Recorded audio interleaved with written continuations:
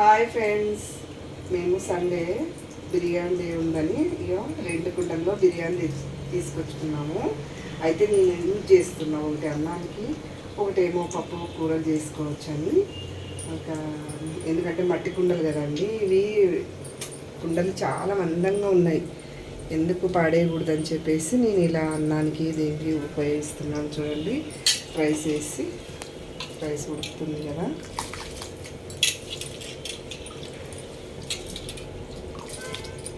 మనం పూర్వంలోన ఇలా కుండలు వండుకొని అన్నం తింటుంటే ఎంత రుచిగా ఉండిందో.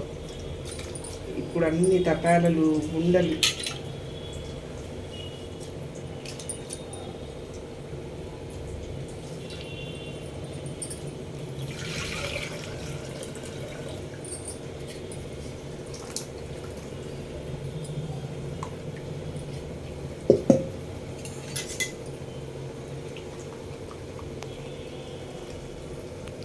ఓకే, మూత పెట్టేస్తాను కొద్దిసేపు.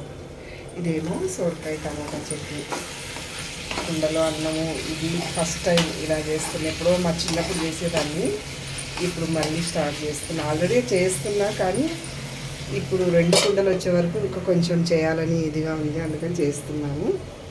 చూడండి, టమాటా సొరకాయ అయిపోయింది ఫ్రెండ్స్. టమాటా చట్నీకి ఆఫ్ చేస్తాను. రైస్ ఉడుకుతూ ఉంది, వండాక చూద్దాం.